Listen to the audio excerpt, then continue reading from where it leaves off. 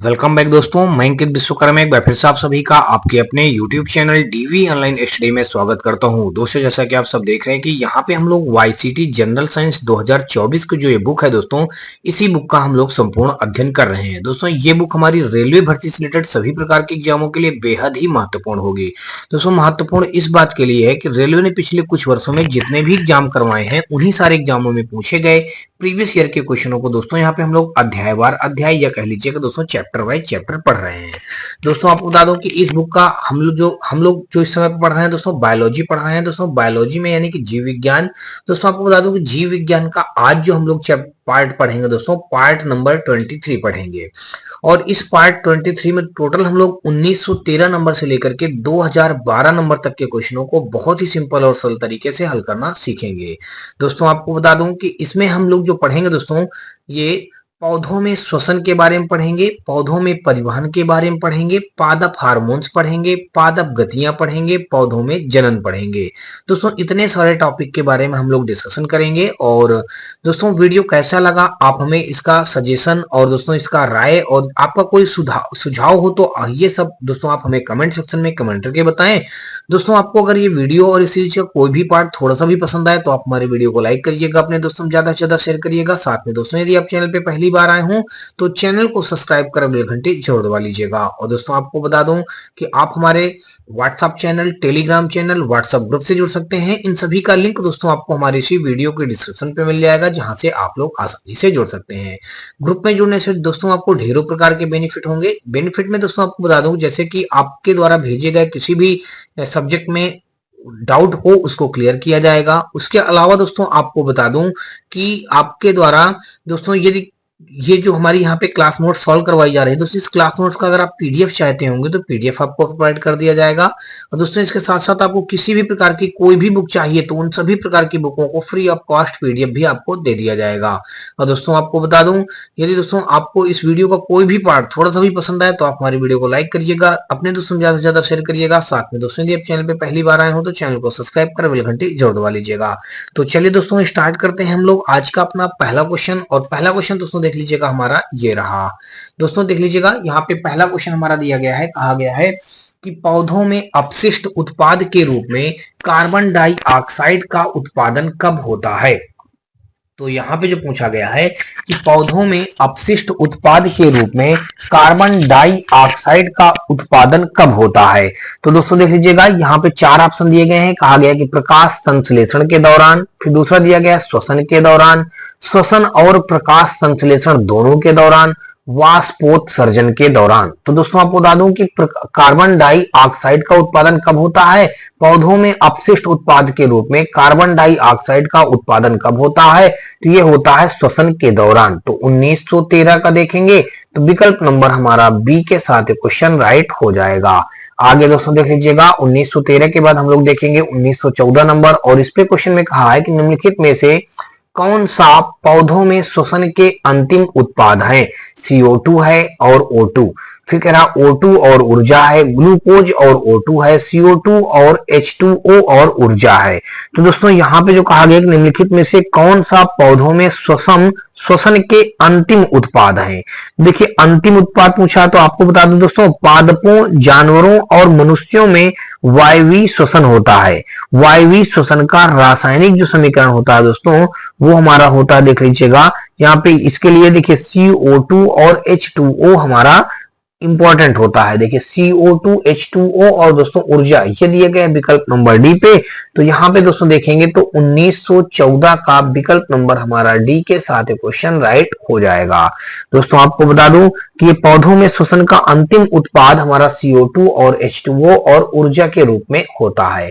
चलिए अगला देख लेते हैं, यहाँ पे 1915 नंबर। और इस क्वेश्चन पे कहा गया है कि डाट डाट ऑक्सीजन की मदद से होता है और यह ग्लूकोज के CO2 और H2O में पूर्ण विघटन के लिए जिम्मेदार है।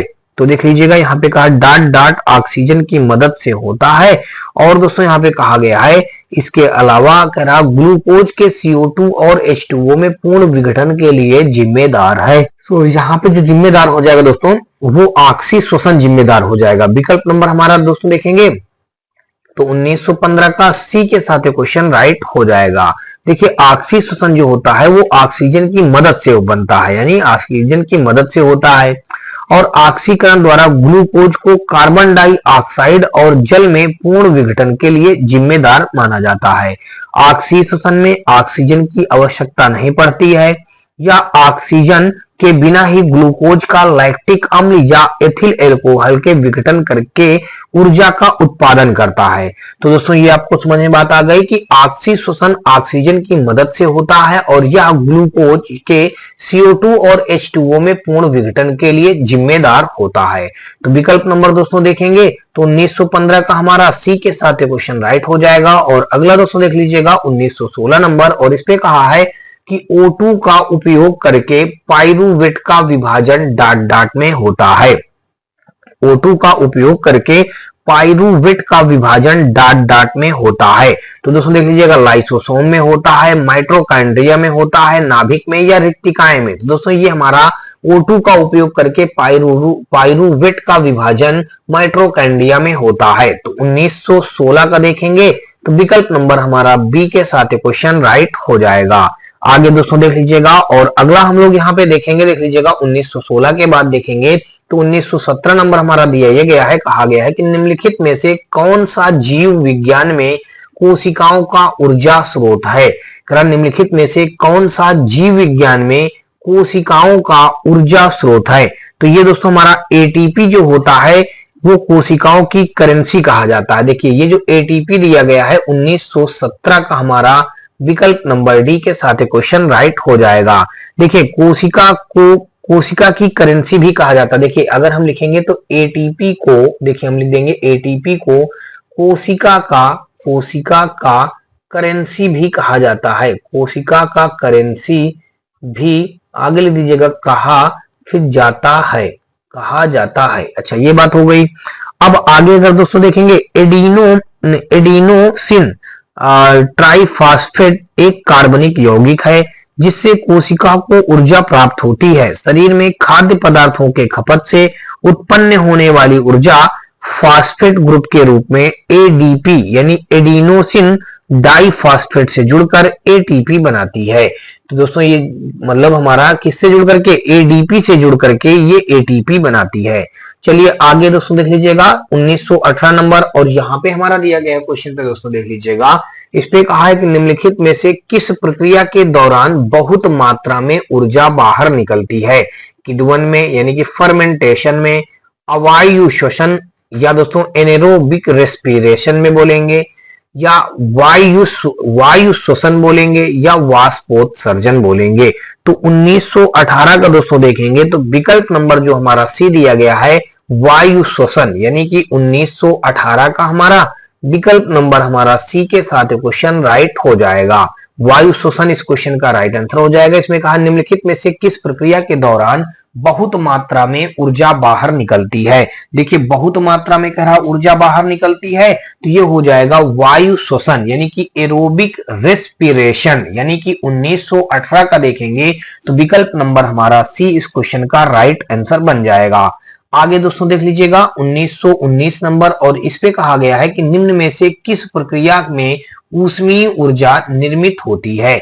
निम्न में से किस प्रक्रिया में ऊष्मीय ऊर्जा निर्मित होती है। देखिए श्वसन में, परिसंचरण में, उत्सर्जन में, या फिर दोस्तों पाचन में। तो निम्न में से किस प्रक्रिया में ऊष्मीय ऊर्जा निर्मित होती है, तो श्वसन हो गया, परिसंचरण हो गया, या उत्सर्जन हो गया, या फिर दोस्तों पाचन हो गया।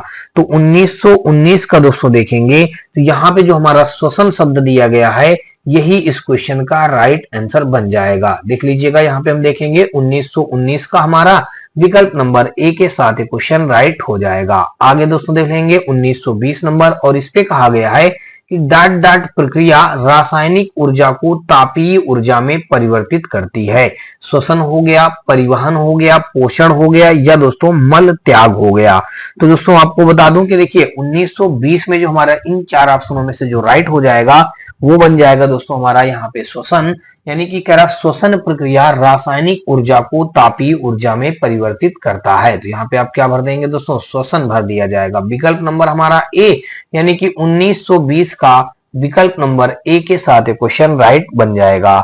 आगे दोस्तों देख लेते हैं 1921 नंबर, और यहाँ पे हमारा दिया गया है कि कौन सा जीव ऑक्सीजन के बिना जीवित रह सकता है। तो कह रहा कौन सा जीव ऑक्सीजन के बिना जीवित रह सकता है। तो ये दोस्तों जो हमारा दिया गया वायुजीवी जो होता है ये ऑक्सीजन के बिना जीवित रह सकता है। तो 1922 का देखेंगे तो विकल्प नंबर हमारा ए के साथ क्वेश्चन राइट हो जाएगा। आगे दोस्तों देख लीजिएगा 1922 के बाद हम लोग देखेंगे दोस्तों यहाँ पे वायुजीवी, देखिए जो यहाँ पे दिया गया 1900, यहाँ पे हम लोग 1921 पढ़ चुके हैं क्या। देखिए 1920 तो यहाँ पे था नहीं, 1920 था, उसके बाद सीधा 22 पे आ गए हैं। तो 22 में कहा गया है कि कौन सा जीव ऑक्सीजन के बिना जीवित रह सकता है। तो ये जो यहाँ पे हमने ऑक्सीजन के बिना जीवित लगा दिया है दोस्तों, ये क्या लिखा है यहाँ पे देख लीजिएगा वायुजीवी, तो ये सही नहीं होगा, ये होगा अवायुजीवी हो जाएगा। ये जो होता है अवायुजीवी, यही हमारा जो होता है ये ऑक्सीजन के बिना जीवित रह सकता है। क्या होता है दोस्तों, ये ऑक्सीजन के बिना हमारा जीवित रह सकता है। तो यहाँ पे दोस्तों आपने जान लिया ये अवायुजीवी जो होता है, अवायुजीवी जीव ऑक्सीजन के बिना जीवित रह सकता है, ईस्ट अवायवीय रूप में श्वसन करते हैं और एल्कोहल निर्मित करते हैं। अगला दोस्तों देख लीजिएगा, और अगला यहाँ पे हमारा दोस्तों देख लीजिएगा 1922 वापस से फिर से दिया गया है, यानी कि क्वेश्चन 1921 नहीं रखा गया है, यानी कि इसको रखने में मिस्टेक हुआ होगा। इस पे कहा है कि कौन सा जीव ऑक्सीजन के बिना जीवित रह सकता है, तो अवायुजीवी हमने भी पढ़ा है। और अगला क्वेश्चन दोस्तों देख लीजिएगा यहाँ पे दिया गया है, अब हम लोग पढ़ेंगे ट्रांसपोर्ट इन प्लांट्स के बारे में पढ़ेंगे, यानी पौधों में परिवहन जानेंगे। देख लीजिएगा पौधों में परिवहन से रिलेटेड जो हमारा पहला क्वेश्चन यहाँ पे दिया गया है, इस पे कहा गया है कि पौधों में परिवहन की प्रक्रिया के लिए मुख्यतः विसरण उत्तरदायी होता है। देखिए पौधों में परिवहन की प्रक्रिया के लिए मुख्यतः विसरण उत्तरदायी होता है। हालांकि कुछ पदार्थों के परिवहन के लिए ऊर्जा की आवश्यकता होती है।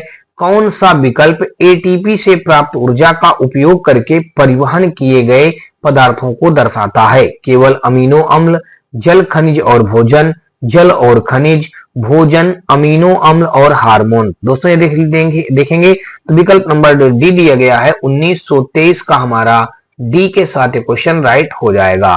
तो यहाँ पे भोजन, अमीनो अम्ल और हार्मोन जो होता है ये दोस्तों जो हमारा होता है, कहा गया कि पौधों में परिवहन की प्रक्रिया के लिए मुख्यतः विसरण उत्तरदायी होता है।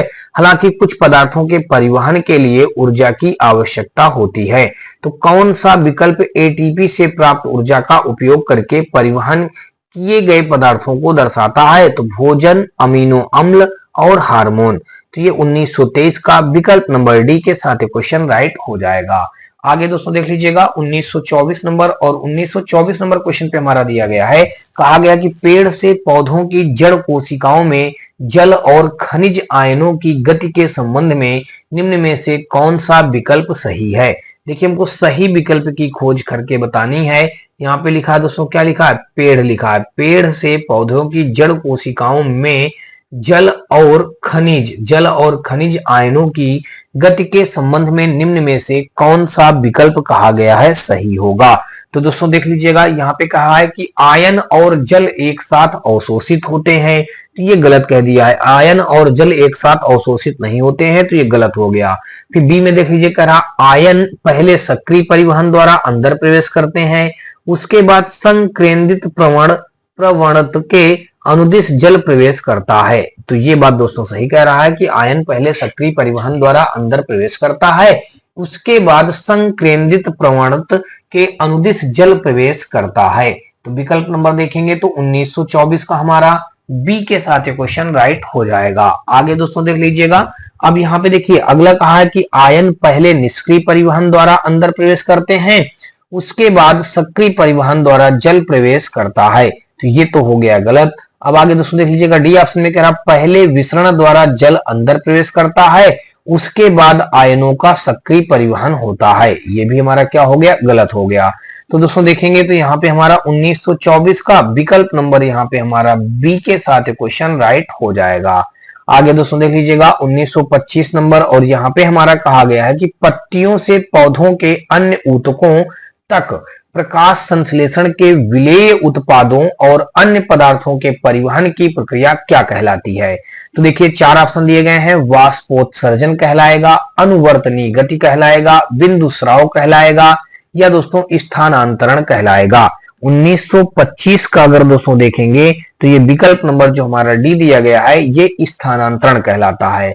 पत्तियों से पौधों के अन्य ऊतकों तक प्रकाश संश्लेषण के विलेय, उत्पादों और अन्य पदार्थों के परिवहन की प्रक्रिया क्या कहलाती है?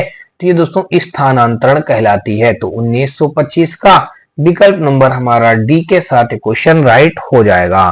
दोस्तों आपको बता दूं कि पत्तियों में पौधों के अन्य ऊतकों तथा प्रकाश संश्लेषण के विलेय, उत्पादों और अन्य पदार्थों के परिवहन की प्रक्रिया स्थानांतरण कहलाती है और पादपों द्वारा अनावश्यक जल की वाष्प के रूप में शरीर के बाहर निकालने की क्रिया को वाष्पोत्सर्जन कहते हैं। तो यहाँ पे दोस्तों विकल्प नंबर हमारा डी के साथ क्वेश्चन राइट हो गया। और अगला दोस्तों देखेंगे 1926 नंबर, और इस पे कहा है कि निम्नलिखित में से कौन सा शब्द जल के अणुओं की एक वर्णतः पारगम्य झिल्ली के आर पार गति का वर्णन करता है? स्थानांतरण करता है, बहिकोशिका करता है, या फिर दोस्तों विसरण करता है, या फिर दोस्तों परासरण करता है? तो यहाँ पे दोस्तों अगर देखेंगे तो 1926 का जो हमारा हो जाएगा, तो दोस्तों ये हमारा विकल्प नंबर डी के साथ क्वेश्चन राइट हो जाएगा। 1926 का देखेंगे तो विकल्प नंबर डी के साथ क्वेश्चन राइट हो जाएगा। परासरण जो होता है यही इस क्वेश्चन का राइट आंसर बन जाएगा।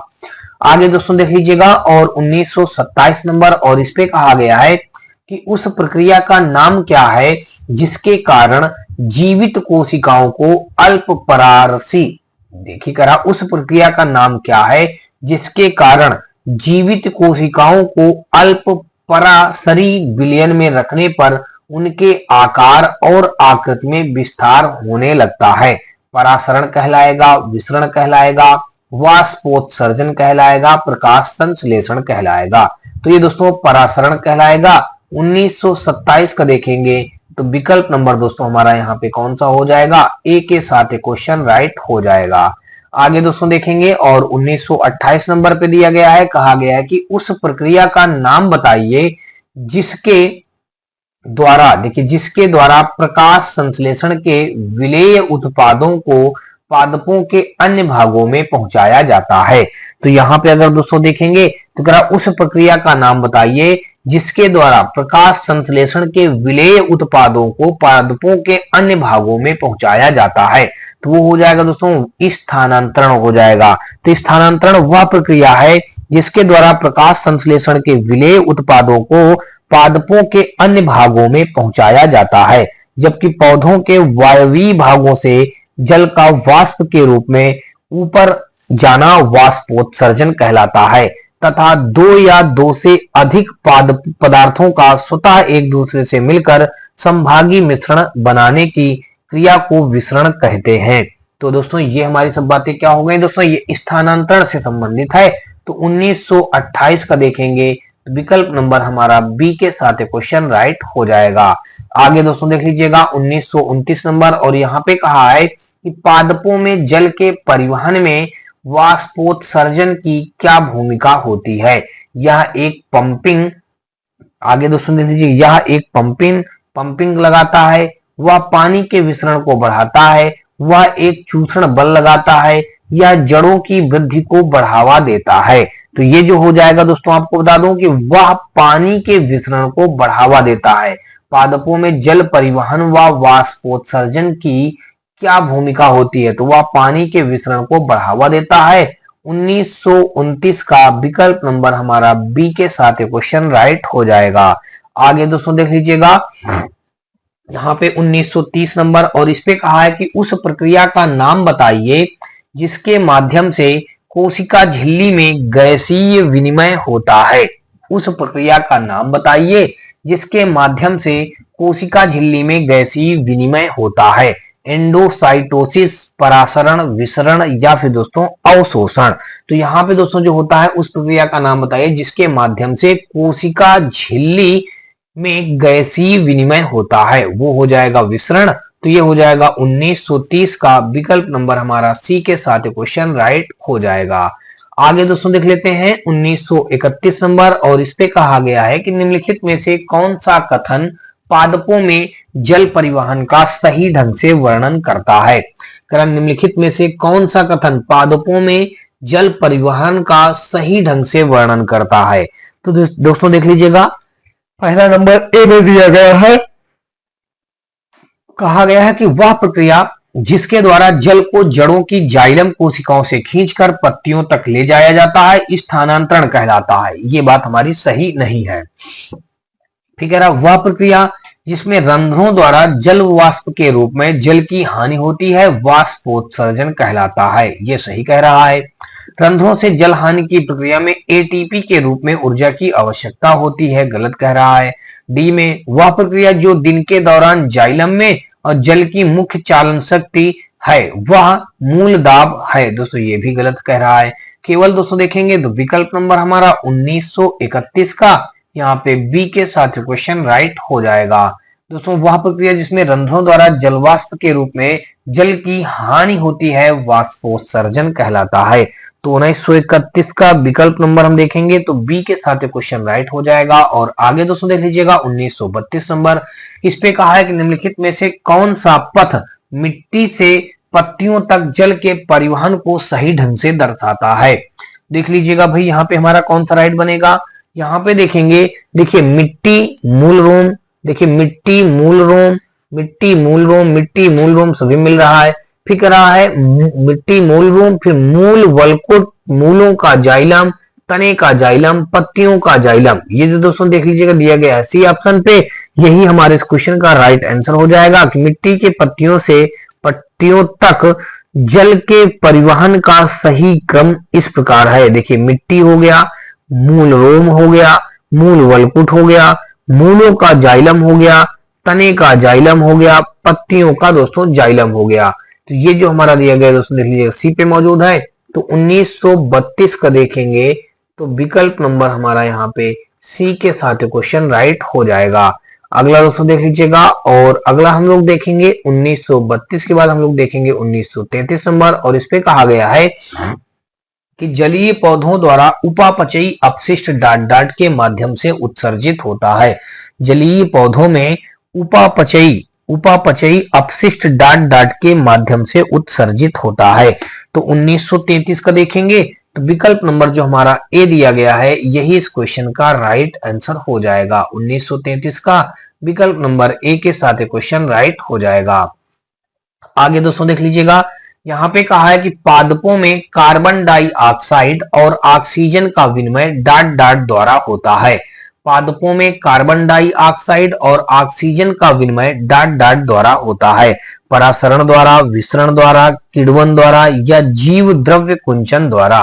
तो पादपों में कार्बन डाइऑक्साइड और ऑक्सीजन का विनिमय दोस्तों ये हमारा विसरण द्वारा होता है। किसके द्वारा होता है दोस्तों, ये हमारा विसरण द्वारा होता है। विकल्प नंबर देखेंगे तो 1934 का यहाँ पे बी के साथ क्वेश्चन राइट हो जाएगा। आगे दोस्तों देख लीजिएगा 1934 के बाद हम लोग देखेंगे 1935 नंबर, और यहाँ पे कहा गया है कि पौधों द्वारा प्रोटीन और अन्य यौगिकों के संश्लेषण में किस आवश्यक तत्व का उपयोग किया जाता है।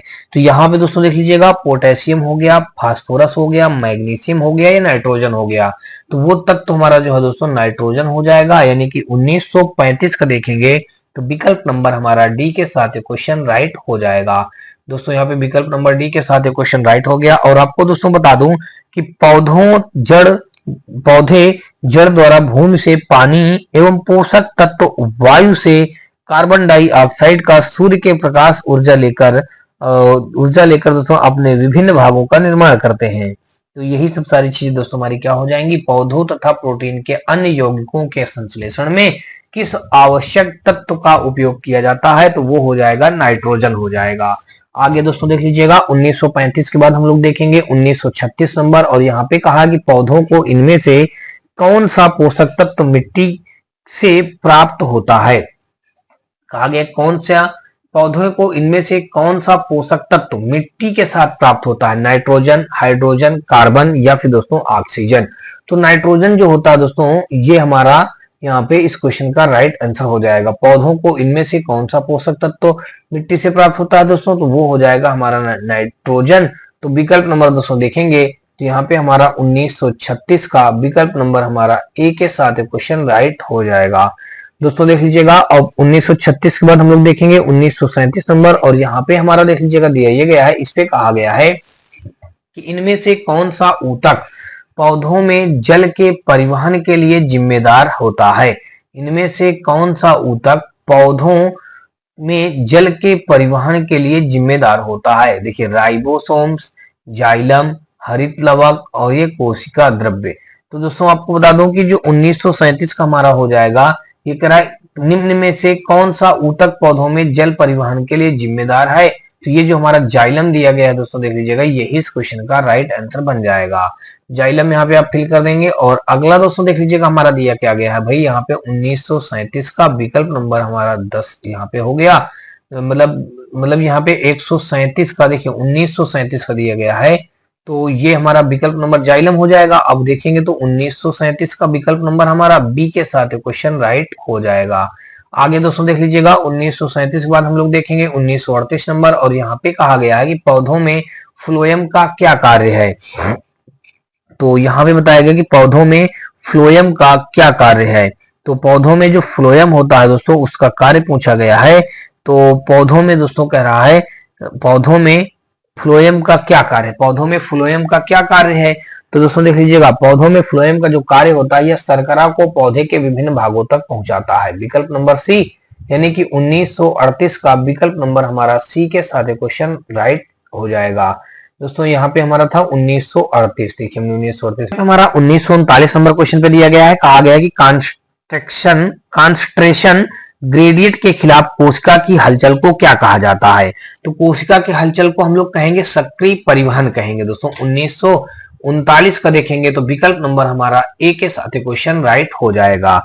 दोस्तों आपको बता दूं, कॉन्ट्रैक्शन ग्रेडियंट के खिलाफ कोशिका के हलचल को सक्रिय परिवहन कहा जाता है। वाहिनिकाएं संवहनी पौधों की प्राथमिक एवं द्वितीय जाइलम में पाई जाती हैं। ये पौधों की जड़ से एवं जल एवं खनिज लवण को पत्ती तक पहुंचाते हैं। तो विकल्प नंबर देखेंगे तो 1939 का ए के साथ क्वेश्चन राइट हो जाएगा। और अगला दोस्तों देख लीजिएगा 1940 नंबर, और इस पे कहा है कि पौधों में पानी का अवशोषण मूल रूप द्वारा एक प्रक्रिया से होता है, वह क्या कहलाता है। पौधों में पानी का अवशोषण मूल रूप द्वारा एक प्रक्रिया से होता है, वह क्या कहलाता है, वह हमारा परासरण कहलाता है। 1940 का देखेंगे तो विकल्प नंबर हमारा सी के साथ ये क्वेश्चन राइट हो जाएगा, परासरण हो जाएगा।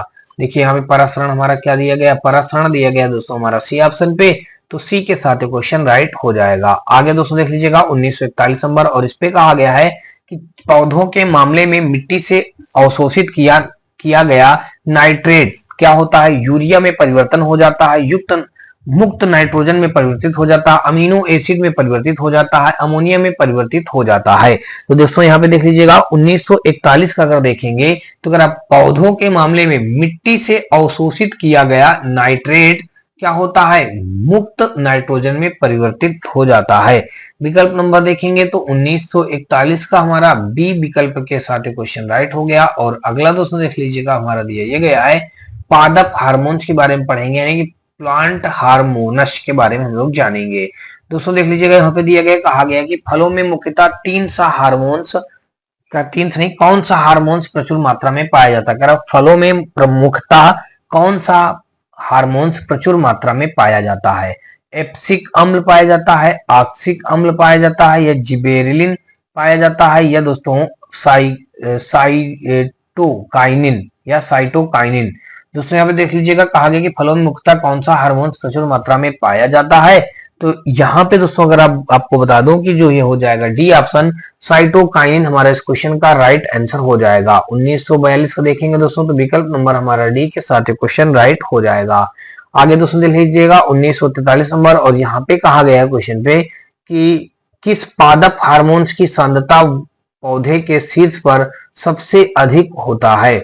और यहाँ पे कह रहा और जड़ों के नजदीक पहुंचने पर घटती जाती है, जड़ों के नजदीक पहुंचने पर घटती जाती है। दोस्तों देख लीजिएगा यहाँ पे कह रहा किसी पादप हार्मोन्स की सांद्रता पौधों के शीर्ष पर सबसे अधिक होती है और जड़ों के नजदीक पहुंचने पर घटती जाती है। देखिए इनमें से घटती जाती है, तो कह रहा है इसमें हमारा कौन सा राइट आंसर बन जाएगा। 1943 को दोस्तों देखेंगे तो ये जो ऑक्सिन लिखा है यही इस क्वेश्चन का राइट आंसर हो जाएगा। देखिए ऑक्सिन हमारे इस क्वेश्चन का क्या हो जाएगा, राइट आंसर हो गया। और ये जो हमारा दूसरा दिया गया दोस्तों देख लीजिएगा, इस पादप हार्मोन्स की सांद्रता पौधों के शीर्ष पर सबसे अधिक होती है और जड़ों के नजदीक पहुंचने पर घटती जाती है।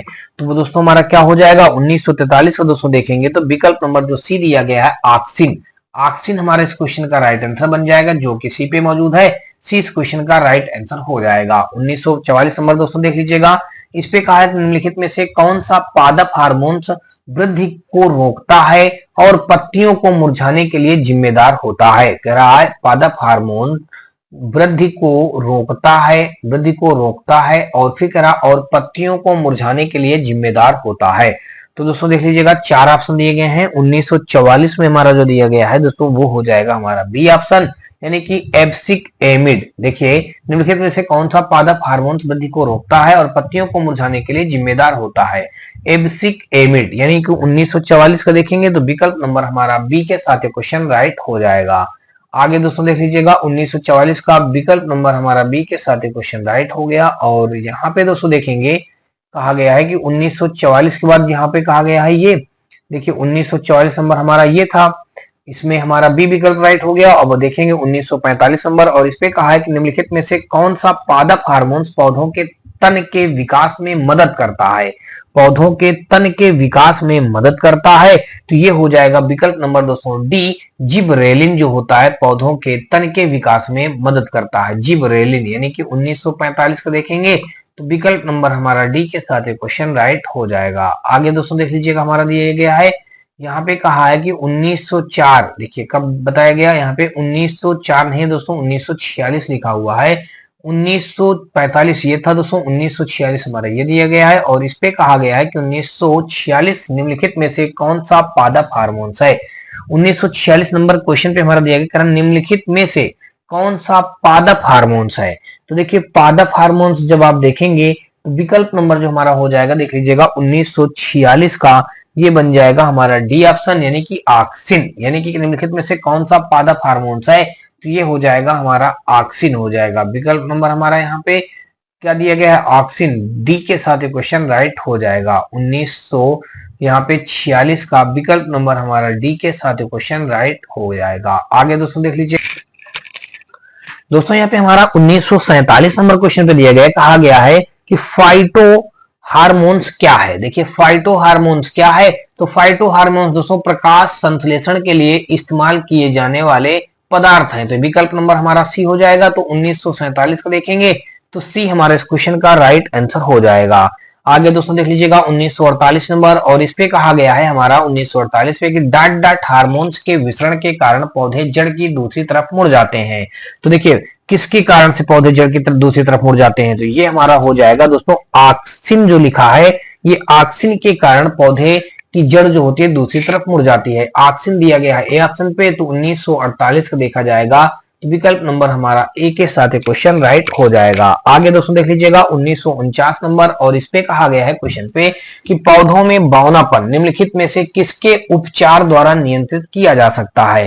पौधों में बौनापन जो हम लोग उसका उपचार करके नियंत्रित कर सकते हैं, वो जिबरेलिल अम्ल के द्वारा। देखिए जिबरेलिल अम्ल के द्वारा दिया गया सी ऑप्शन पे, तो 1949 का देखेंगे तो विकल्प नंबर हमारा सी के साथ क्वेश्चन राइट हो जाएगा। 1949 के बाद दोस्तों देखेंगे 1950 नंबर, और इस पे कहा गया है कि वृद्धि हार्मोन कार्य करता है। तो देखिए जो वृद्धि हार्मोन जो है कह रहा है वो कार्य करता है। तो देखिए कभी कभी विकास प्रोत्साहन के रूप में, फिर कह रहा है देखिए आगे कह रहा है कि कभी कभी विकास प्रोत्साहन और कभी कभी विकास अवरोध के रूप में, फिर आगे कह रहा है कि हमेशा दोस्तों यहाँ पे कह रहा है विकास अवरोध के रूप में, हमेशा विकास प्रोत्साहन के रूप में। तो दोस्तों यहाँ पे देखा जाएगा वृद्धि हार्मोन्स कार्य क्या करता है, तो वृद्धि हार्मोन्स कार्य दोस्तों आपको बता दूं 1950 का हमारा विकल्प नंबर जो डी दिया गया है यही इस क्वेश्चन का राइट आंसर बन जाएगा। तो दोस्तों यहाँ पे हमारा 1950 का विकल्प नंबर डी के साथ क्वेश्चन राइट हो गया। होप सो दोस्तों आपको अभी तक मेरे द्वारा बताए गए सारे क्वेश्चन समझ में आए होंगे। फिर भी दोस्तों आपको बता दूं यदि किसी भी क्वेश्चन में किसी प्रकार का कोई डाउट या डप हो तो आप हमें कमेंट सेक्शन में कमेंट करके बताएं। वीडियो कैसा लगा दोस्तों इसका भी हमें राय और सुझाव कमेंट सेक्शन में कमेंट करके जरूर बताएं। तो दोस्तों देख लीजिएगा हमारा अगला क्वेश्चन, और अगला क्वेश्चन दोस्तों देख लीजिएगा हमारा ये दिया गया है। दोस्तों यहाँ पे हमारा 1951 नंबर क्वेश्चन पे दिया गया है, कहा गया कि पौधों का सार्वभौमिक प्राकृतिक ऑक्सीजन ऑक्सीजन है। देखिए क्या है यहाँ पे IBA दिया गया है, साइट्रिक ऑक्सीजन दिया गया है, NAA दिया गया है, IAA दिया गया है। देखिए पौधों का सार्वभौमिक प्राकृतिक ऑक्सीजन पूछा गया है, तो यहाँ पे अगर देखें, देखिए पौधों का सार्वभौमिक प्राकृतिक ऑक्सीजन है, क्या है दोस्तों, तो ये हमारा IAA है। तो ये हमारा हो जाएगा 1951 का विकल्प नंबर देखेंगे तो हमारा डी के साथ क्वेश्चन राइट हो जाएगा। क्या हो जाएगा दोस्तों, IAA। तो 1951 का विकल्प नंबर हमारा डी के साथ क्वेश्चन राइट हो जाएगा। दोस्तों आपको बता दूं कि ऑक्सीजन सर्वप्रथम मानव मूत्र से निकाला गया। ये प्रायः तने एवं मूल के बढ़ते हुए शिखर पर बनते हैं तथा वहां से क्रियाशील भाग में जाते हैं। तो यही हमारा दोस्तों क्या होता है, यही हमारा दोस्तों इसके अंतर्गत हमारा IAA के अंतर्गत आता है। ये दिया गया हमारा डी ऑप्शन पे। तो पौधों का सार्वभौमिक प्राकृतिक ऑक्सीजन कहां से होता है दोस्तों, तो ये IAA के माध्यम से होता है। तो विकल्प नंबर डी के साथ क्वेश्चन हमारा राइट हो जाएगा। और अगला क्वेश्चन दोस्तों देख लीजिएगा, 1951 के बाद हम लोग देखेंगे दोस्तों 1952 नंबर। और इस पे क्वेश्चन में दोस्तों देख लीजिएगा दिया गया, कहा गया कि निम्नलिखित में से कौन सा जानवरों में पाया जाने वाला हार्मोन नहीं है। जानवरों में पाया जाने वाला कह रहा है, इसमें से कौन सा हार्मोन्स नहीं है। तो चार ऑप्शन दिए गए हैं। देखिए इंसुलिन दिया गया है, ऑक्सिन दिया गया है, थायरॉक्सिन दिया गया है, एड्रेनालाइन दिया गया है, एड्रेनालाइन। तो दोस्तों आपको बता दूं कि जानवरों में पाया जाने वाला हार्मोन्स नहीं है पूछा गया है। तो दोस्तों जो ऑक्सिन शब्द हमारा लिखा है, यही जो हमारा दिया गया है, यही हमारा जानवरों में पाया जाने वाला ऑक्सीजन नहीं है। तो ये विकल्प नंबर हमारा बी के साथ क्वेश्चन राइट हो जाएगा। तो 1952 का देखेंगे दोस्तों, तो विकल्प नंबर बी के साथ क्वेश्चन राइट बन जाएगा। दोस्तों आपको बता दूं कि ऑक्सीजन एक पादप हार्मोन्स है जिसके कारण पौधों में वृद्धि होती है या पौधों के वर्धी भागों में पाया जाता है, जबकि इंसुलिन, थायरॉक्सिन तथा एड्रेनाइल जंतु हार्मोन्स हैं। देखिए जो यहाँ पे बताया गया इंसुलिन, थायरॉक्सिन और एड्रेनाइल, ये हमारे कौन से हैं दोस्तों, ये हमारे जंतु हार्मोन्स हैं। देखिए यहाँ पे अगर देखें तो ये हमारा क्या है, ये हमारा जंतु हार्मोन्स है, ये हमारा जंतु हार्मोन्स है, ये भी हमारा जंतु ही हार्मोन्स होगा। जंतु हार्मोन्स अगर लिख दें, ये भी हमारा जंतु हार्मोन्स होगा। और ये भी दोस्तों हमारा क्या हो जाएगा, जंतु हार्मोन्स हो जाएगा। ये भी हमारा क्या हो जाएगा, जंतु हार्मोन्स हो जाएगा। लेकिन जो ये हमारा दिया गया है ये जो दिया गया है जानवरों में पाया जाने वाला हार्मोन्स नहीं है। ऑक्सिन जो हमारा होता है दोस्तों, ये जानवरों में पाया जाने वाला हार्मोन्स नहीं है। ये दोस्तों एक प्रकार का कह लीजिएगा ये पादप हार्मोन्स होता है। ये क्या होता है, ये हमारा पादप हार्मोन्स कहा जाएगा। क्या कहा जाएगा दोस्तों, ये पादप हार्मोन्स कहा जाएगा। तो विकल्प नंबर 1952 का हमारा बी के साथ क्वेश्चन राइट हो जाएगा। और अगला दोस्तों देख लीजिएगा, कहा गया है 1953 नंबर पे, कहा गया कि डाट डाट कोशिका विभाजन से संबंधित है। देखिए कोशिका विभाजन से क्या संबंधित है, तो देखिए मैलिक हाइड्राइज या जिब्रेलिन या ऑक्सिन या दोस्तों साइटोकाइनिन। तो देखिए कह रहा है कि डाट डाट कोशिका विभाजन से संबंधित है। तो कोशिका विभाजन से संबंधित जो हमारा हो जाएगा ये साइटोकाइनिन हमारा जो हो जाएगा ये कोशिका विभाजन से संबंधित है। 1953 का देखेंगे तो विकल्प नंबर हमारा डी के साथ क्वेश्चन राइट हो जाएगा। 1953 में जो दोस्तों दिया गया है साइटोकाइनिन जो हमारा है वो कोशिका विभाजन से संबंधित है। तो विकल्प नंबर हमारा डी के साथ क्वेश्चन राइट हो जाएगा। आपको दोस्तों बता दूं कि साइटोकाइनिन हार्मोन्स की खोज किसने किया था दोस्तों, अगर इसकी खोज कह दें, देखिए इसकी खोज मिलर ने किया था। खोज मिलर ने किया था, मिलर ने। अब कब किया था दोस्तों, तो आपको ये भी बता दूं कि 1955 ईस्वी में इसकी खोज किया था। किसकी दोस्तों, ये साइटोकाइनिन की। हम चलिए लिखे दे रहे हैं साइटोकाइनिन। देखिए साइटोकाइनिन की जो खोज किया था वो खोज मिलर ने 1955 ईस्वी में किया था। तो ये बात आपको दोस्तों समझ में आ चुकी होगी। आपको बता दूं देखिए काइनेटिन तथा जिएटिन रसायन साइकोकाइटिन का कार्य करते हैं। साइट्रोकाइटिन का संश्लेषण जड़ों के अग्रसिरों पर होता है जहां कोशिका विभाजन होता है। इसका प्रमुख कार्य कोशिका विभाजन को प्रेरित करना, जीर्णता का निलंबन करना होता है। तो विकल्प नंबर हमारा 1953 का डी के साथ ये क्वेश्चन राइट हो जाएगा। और अगला दोस्तों देख लीजिएगा 1954 नंबर, और इस पे कहा गया है कि G18 का उत्पादन डाट डाट में होता है और इसके जाइलम में डाट डाट तक पहुंचाया जाता है, जहां यह कोशिका विभाजन को बढ़ावा देता है। दोस्तों देख लीजिएगा, टहनी जड़ों में, जड़ें टहनी में, या तना पत्तियों में, या पत्तियां तना में। तो दोस्तों ये 1954 का जो हमारा यहाँ पे राइट आंसर बन जाएगा, तो ये बन जाएगा दोस्तों हमारा विकल्प नंबर बी के साथ, यानी कि G18 का उत्पादन जड़ों में होता है। दोस्तों कहां पे होता है, यहाँ पे लिख दीजिएगा, जड़ों में हमारा होता है। इसके जाइलम में टहनी तक पहुंचाया जाता है। यहाँ पे आप क्या लिख देंगे, देखिए टहनी, इसके जाइलम में टहनी तक पहुंचाया जाता है, जहां यह कोशिका विभाजन को बढ़ावा देता है। विकल्प नंबर हमारा यह बी जो दिया गया है 1954 का, यही हमारा इस क्वेश्चन का राइट आंसर बन जाएगा। तो 1954 का दोस्तों देखेंगे तो विकल्प नंबर हमारा बी के साथ क्वेश्चन राइट बन जाएगा। दोस्तों आपको बता दूं कि जियोटिन साइटोकाइनिन कुल का हार्मोन्स होता है। ये जो लिखा है G18, जो लिखा है G18 हमारा साइटोकाइनिन कुल का हार्मोन्स होता है, जिसका उत्पादन जड़ों में होता है। यह पौधों की पार्श्व भागों की टहनियों की वृद्धि के लिए उत्तरदायी होता है। तो ये विकल्प नंबर अगर देखेंगे तो 1954 का हमारा बी विकल्प के साथ ये क्वेश्चन राइट बन जाएगा। आगे दोस्तों देख लीजिएगा, 1954 के बाद हम लोग देखेंगे 1955 नंबर, और यहाँ पे हमारा कहा गया है कि निम्नलिखित में से कौन रंध्रों के बंद होने पर और पत्तियों के गिरने में मदद करता है। कारण निम्नलिखित में से कौन रंध्रों के बंद होने और पत्तियों के गिरने में मदद करता है। देखिए एब्सिसिक अम्ल, या जिबरेलिन अम्ल, या दोस्तों ऑक्सिन अम्ल, या साइटोकाइनिन अम्ल। तो दोस्तों 1955 का अगर आप यहाँ पे देखेंगे तो कह रहा है कौन सा रंध्रों के बंद, देखिए कौन सा रंध्रों के बंद होने और पत्तियों के गिरने में मदद करता है। ये हो जाएगा एब्सिसिक अम्ल, एब्सिसिक लिखा है, तो ये हमारा विकल्प नंबर ए के साथ क्वेश्चन राइट हो जाएगा। एब्सिसिक अम्ल, विकल्प नंबर ए हमारा इस क्वेश्चन का राइट आंसर हो जाएगा।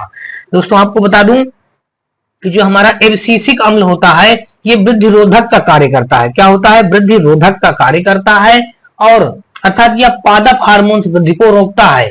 इसके प्रमुख कार्य इस प्रकार के एब्सिसिक अम्ल या एपिडर्मिस में रंध्रों के बंद होने के लिए उत्तेजित करता है।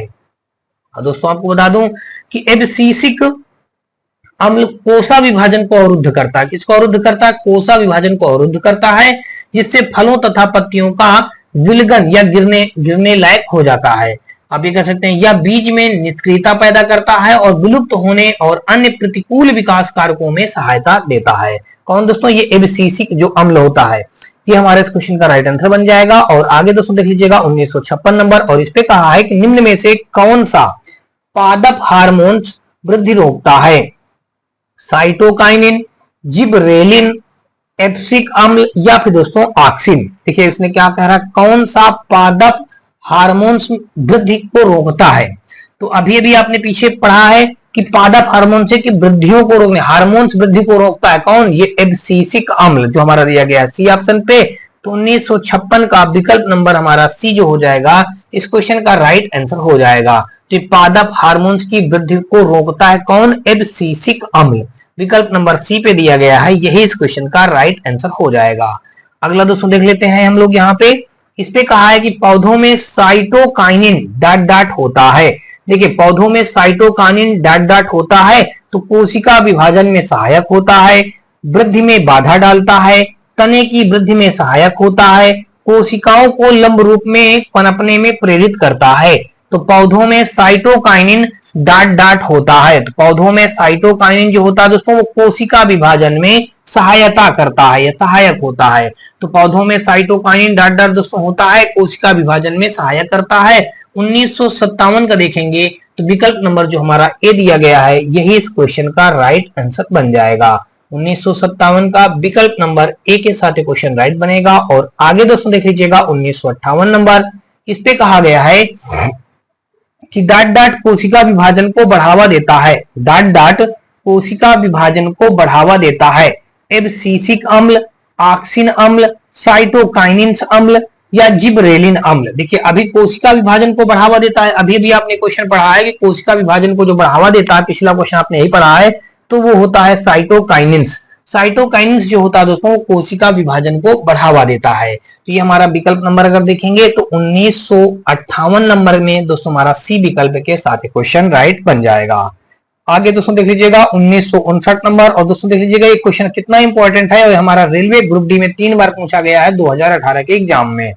कहा गया कि डाट डाट पौधों में कोशिकीय वृद्धि और कोशिका विभेदीकरण को बढ़ावा देता है। साइटोकाइनेसिस, एब्सिसिक अम्ल, जिबरेलिन अम्ल या दोस्तों ऑक्सिस अम्ल, ऑक्सिन अम्ल। देखिए कोशिका वृद्धि और कोशिका विभेदीकरण को बढ़ावा देता है तो दोस्तों कौन हो जाएगा, अभी आपने जस्ट पीछे क्वेश्चन पढ़ा है, साइटोकाइनेसिस हो जाएगा। कोशिका में वृद्धि या कोशिका विभेदीकरण को बढ़ावा देता है दोस्तों कौन, साइटोकाइनेसिस। यानी विकल्प नंबर देखेंगे तो 1959 का हमारा ए विकल्प इसमें मौजूद है। तो ए विकल्प हमारा इस क्वेश्चन का राइट आंसर बन जाएगा।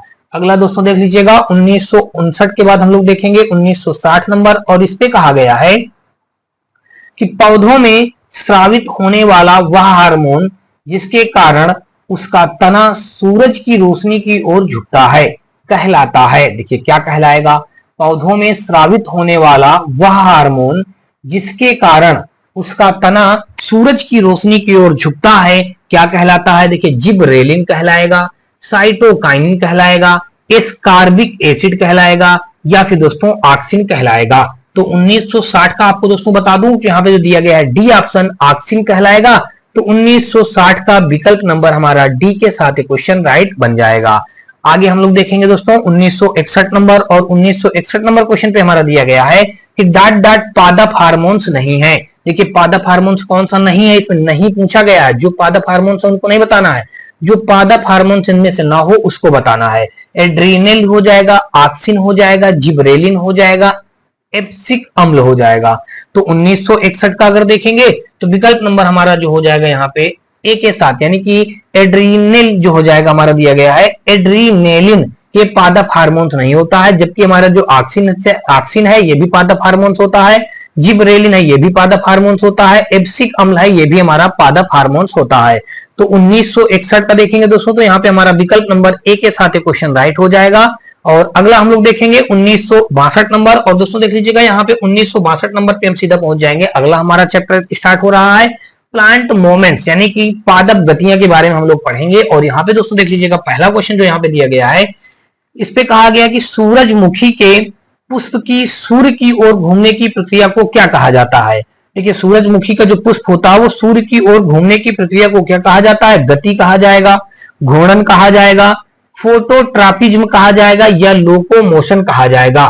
तो ये विकल्प नंबर जो हमारा दोस्तों देख लीजिएगा यहाँ पे दिया गया है फोटोट्रॉपिज्म, ये दिया गया है सी ऑप्शन पे। तो फोटोट्रॉपिज्म हमारा दिया गया है 1962 का, विकल्प नंबर सी के साथ क्वेश्चन राइट हो जाएगा। तो दोस्तों आपको बता दूं कि सूरजमुखी के पुष्प की सूर्य की ओर घूमने की प्रक्रिया को हम फोटोट्रॉपिज्म या प्रकाशानुवर्तन कहा जाता है। देखिए फोटोट्रॉपिज्म को हम प्रकाशावर्तन भी कह सकते हैं, प्रकाशावर्तन भी दोस्तों इसको कहा जाता है, ठीक है ना। चाहे आप प्रकाशावर्तन कह दीजिए या फोटोट्रॉपिज्म कह दीजिए, यही हमारे इस क्वेश्चन का क्या हो जाएगा, राइट आंसर हो जाएगा। कि सूरजमुखी के जो पुष्प होते हैं वो सूर्य की ओर घूमने की प्रक्रिया को क्या कहा जाता है, प्रकाशानुवर्तन कहा जाता है। प्रकाशावर्तन जो लिखा है यहाँ पे लिख दिया जाएगा प्रकाशानुवर्तन। देखिए प्रकाशानुवर्तन लिख दीजिएगा, या तो ये कह दीजिएगा या तो आप कह सकते हैं दोस्तों फोटोट्रॉपिज्म। यहाँ पे लिख देंगे फोटोट्रॉपिज्म, देखिए यहाँ पे लिखेंगे फोटोट्रॉपिज्म, ये कह दीजिएगा। देखिए फोटोट्रॉपिज्म कहेंगे तब भी सही आपको माना जाएगा, और यहाँ पे अगर इसको कह देंगे तो ये भी इसको सही माना जाएगा। तो चलिए दोस्तों यहाँ पे अगला देखते हैं 1663 नंबर। और यहाँ पे हमारा दिया गया, कहा गया कि अनुवर्तन अधिकांशतः दर्शाता है किसी पौधे का दिशात्मक विकास, पशु प्रजातियों की दीर्घायु को, पक्षियों का प्रवास को, मानवीय व्यवहार के पैटर्न को।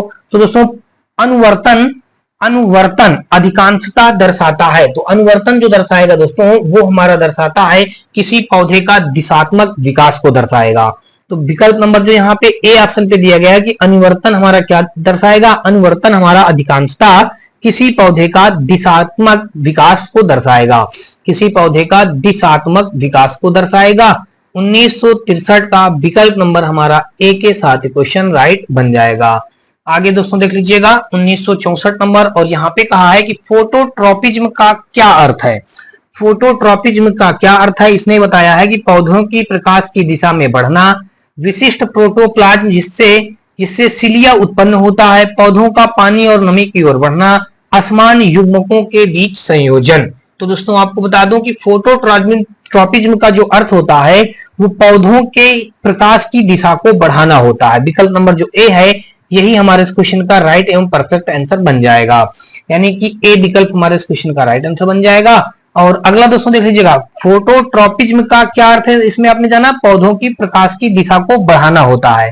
अगला यहाँ पे देख लीजिएगा, यहाँ पे 1965 नंबर जो हमारा दिया गया है, इस पे कहा गया है कि पौधे के किसी अंग की वृद्धि, पौधे के किसी अंग की वृद्धि या गति जब किसी विशिष्ट उद्दीपक की ओर होती है तो इस प्रक्रिया को कहा जाता है धनात्मक अनुवर्तन कहा जाता है, ऋणात्मक कहा जाएगा, या फिर दोस्तों प्रकाशानुवर्तन कहा जाएगा। देखिए इसी का लिखा हुआ है, ये हम यहाँ पे जो लिखा है, पौधे के किसी अंग की वृद्धि या गति जब किसी विशिष्ट उद्दीपक की ओर होती है तो इस प्रक्रिया को कहा जाता है धनात्मक अनुवर्तन प्रकाशानुवर्तन कहा जाएगा, या ऋणात्मक कहा जाएगा, या धनात्मक प्रकाशानुवर्तन कहा जाएगा, या ऋणात्मक अनुवर्तन कहा जाएगा। तो दोस्तों आपको बता दूं कि ये जो कहा जाएगा हमारा विकल्प नंबर जो ए पे दिया गया है कि धनात्मक अनुवर्तन प्रकाशानुवर्तन कहा जाएगा। विकल्प नंबर 1965 का देखेंगे तो ए के साथ ये क्वेश्चन हमारा राइट हो जाएगा। और यहाँ पे कहा है कि पौधे के किसी अंग की वृद्धि जब किसी विशिष्ट उद्दीपक की ओर होती है तो उसे धनात्मक अनुवर्तन कहते हैं। बाह्य उद्दीपनों के प्रकाश से पौधों के अंगों का उद्दीपन की दिशा में गति करना अनुवर्तन गति कहलाता है।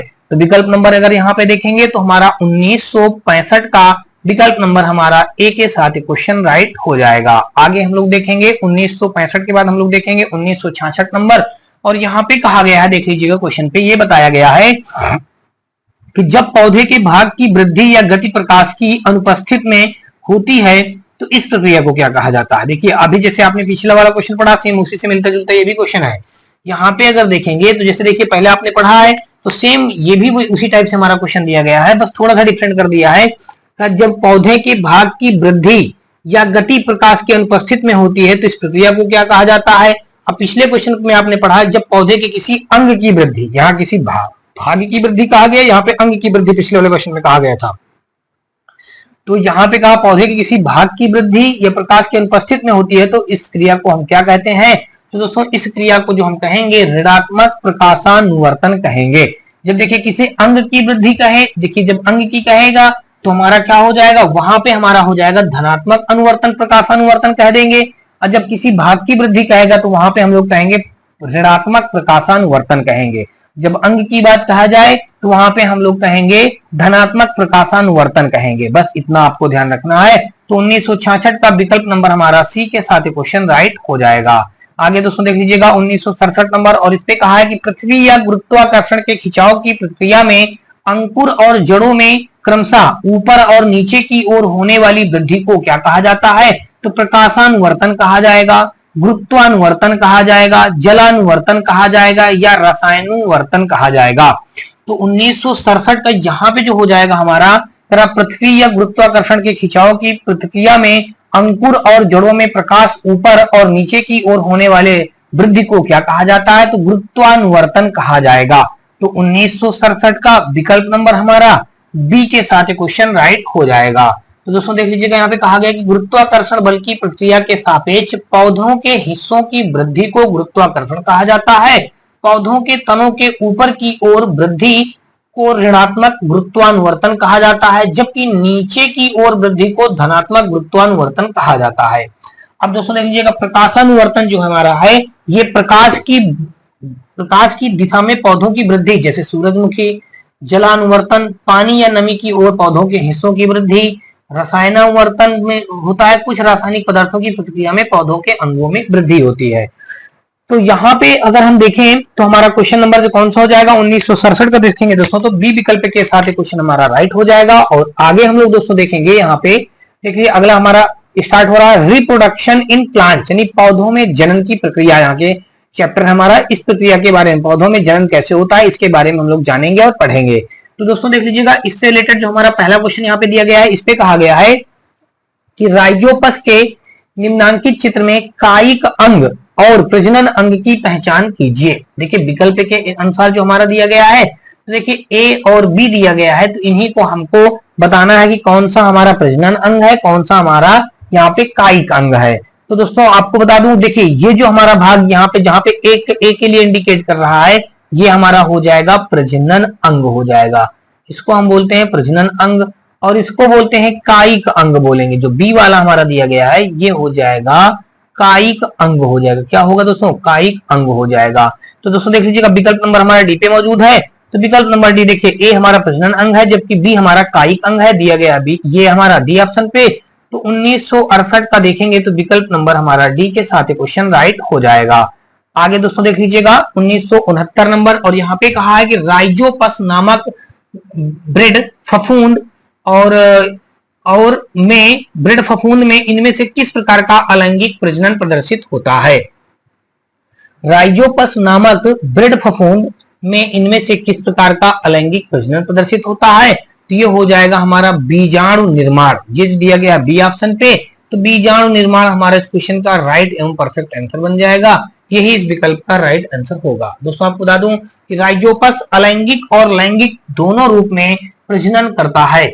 ये जो हमारा होता है राइजोपस जो होता है, देखिए राइजोपस अगर देख लें यहाँ पे हम लिखे दे रहे हैं दोस्तों, राइजोपस लैंगिक एवं अलैंगिक, देखिए यहाँ पे हम लिखेंगे लैंगिक एवं अलैंगिक दोनों में प्रजनन करता है। दोनों में आगे लिख दीजिएगा प्रजनन दोनों में प्रजनन आगे लिख दीजिएगा करता है। राइजोपस लैंगिक एवं अलैंगिक दोनों में प्रजनन करता है। किसकी बात की जाए दोस्तों? यहाँ पे राइजोपस देखिए दिए गए ना, ये दोनों में प्रजनन करेगा, लैंगिक में भी और अलैंगिक में। ये हमारा एक बीजाणु निर्माण होता है, ठीक है ना। चलिए आगे दोस्तों देख लीजिएगा, यहाँ पे अगला हमारा क्वेश्चन दोस्तों देखेंगे तो 1970 नंबर में दोस्तों देख लीजिएगा क्या दिया गया है भाई। यहाँ पे कहा गया है कि निम्नलिखित में से कौन सा बीजाणुओं का पुनरुत्पादन करता है? फर्न करेगा, अमीबा करेगा, खमीर करेगा या आम करेगा? देखिए बीजाणुओं का पुनरुत्पादन, देखिए बीजाणुओं का कह रहा इनमें से कौन बीजाणुओं का पुनरुत्पादन करता है? तो ये जो हमारा फर्न दिया गया है 1970 का, विकल्प नंबर हमारा ए के साथ क्वेश्चन राइट हो जाएगा। तो ये हमारा हो जाएगा पुनरुत्पादन फर्न करता है, ये हमारा विकल्प नंबर ए के साथ क्वेश्चन राइट हो जाएगा। आगे दोस्तों देखते हैं 1971 नंबर, और इस पे हमारा कहा है कुछ पौधे अपनी जड़ों से नए पौधे भी पैदा कर सकते हैं। डाट ऐसे ही पौधों का एक उदाहरण है। देखिए शकरकंद, पत्थरचट्टा, नागफनी, अदरक। कुछ पौधे अपनी जड़ों से नया पौधे भी तैयार कर देते हैं। तो इनमें से कह रहा है कौन सा पौधा है? तो दोस्तों देख लीजिएगा जो शकरकंद होता है, शकरकंद के पौधों को हम क्या करते हैं, जहां उसकी जड़ें होती है उसकी जो गांठ होती है उससे हम अलग अलग भागों में कई सारे टुकड़ों में काट करके उसको लगाते हैं, तो वो एक नया पौधा तैयार हो जाता है। तो यहाँ विकल्प नंबर जो हमारा ए पे दिया गया है 1971 का, यहाँ पे ए के साथ क्वेश्चन राइट हो जाएगा। शकरकंद हमारा इस क्वेश्चन का राइट आंसर बन जाएगा। आगे दोस्तों देख लीजिए, कह रहा वह प्रक्रिया क्या कहलाती है जिसके द्वारा एक जीव मादा के रूप में जीवन आरंभ करता है और कालांतर में नर में बदल जाता है? देखिए स्त्री पूर्वरता, पुंपूर्वरता, विषम युग्मजता और समयुग्मजता। तो दोस्तों 1972 का अगर देखेंगे विकल्प नंबर जो हमारा ए दिया गया है ये हो जाएगा स्त्री पूर्वता। वह प्रक्रिया क्या कहलाती है जिसके द्वारा एक जीव मादा के रूप में जीवन आरंभ करता है और कालांतर में नर में बदल जाता है? तो वो हो जाएगा स्त्री पूर्वता। 1972 का देखेंगे तो विकल्प नंबर हमारा ए यानी कि स्त्री पूर्वता हमारे इस क्वेश्चन का राइट आंसर बन जाएगा। आगे दोस्तों देख लीजिएगा 1972 में दोस्तों अगर आप इसके बारे में कुछ जानना चाहें तो आपको बता दूं कि यह प्रक्रिया स्त्री पूर्वता कहलाती है जिसके द्वारा एक जीव मादा के रूप में जीवन आरंभ करता है और अंत में कालांतर में नर में बदल जाता है। तो ये हमारा हो जाएगा, इसको बोलते हैं स्त्री पूर्वता। ये हमारा विकल्प नंबर ए के साथ क्वेश्चन राइट हो जाएगा। और अगला दोस्तों देख लीजिएगा 1973 नंबर, और इस पे कहा गया है हमारा कि पौधों में कायिक प्रवर्धन के बारे में निम्नलिखित में से कौन सा कथन सत्य नहीं है? पौधों में कायिक प्रवर्धन के बारे में निम्नलिखित में से कौन सा कथन सत्य नहीं है? देखिए 4 ऑप्शन दिए गए हैं। बीज से उत्पन्न होने वाले पौधों की तुलना में इन पौधों में फूल और फल पहले आते हैं, पौधे जड़, तने और पत्तियों से उगाए जाते हैं। उत्पन्न पौधे मूल पौधों से आनुवंशिक रूप से भिन्न होते हैं। जो पौधे बीज पैदा करने की क्षमता खो चुके हैं उन्हें उगाया जा सकता है। तो 1973 का अगर दोस्तों देखेंगे तो यहाँ पे जो दिया गया कह रहा पौधों में कायिक प्रवर्धन के बारे में निम्नलिखित में से कौन सा कथन सत्य नहीं है, जो असत्य है हमको उसकी बात बताना है। तो कहा गया कि बीज से उत्पन्न होने वाले पौधों की तुलना में इन पौधों में फूल और फल पहले आते हैं। तो ये दोस्तों सही कह रहा है, यह सत्य नहीं है, ठीक तो कह रहा है। ठीक है, पौधे जड़, तने और पत्तियों से उगाए जाते हैं। ठीक है, पौधे जो होते हैं जड़, तने एवं पत्तियों से भी उगाए जाते हैं। ठीक है, उत्पन्न पौधे मूल पौधों से आनुवंशिक रूप से भिन्न होते हैं, ये गलत कह दिया है। भाई उत्पन्न जो पौधे उत्पन्न होंगे तो मूल पौधे के आनुवंशिक रूप से भिन्न क्यों होंगे, तो गलत कह दिया ना। तो कह रहा जो पौधे बीज पैदा करने की क्षमता खो चुके हैं उन्हें उगाया जा सकता है, सही कह रहा है दोस्तों। तो यहाँ पे देखेंगे 1973 का हमारा विकल्प नंबर सी के साथ एक क्वेश्चन हमारा जो हो जाएगा ये असत्य होगा, यही सत्य कहा जाएगा।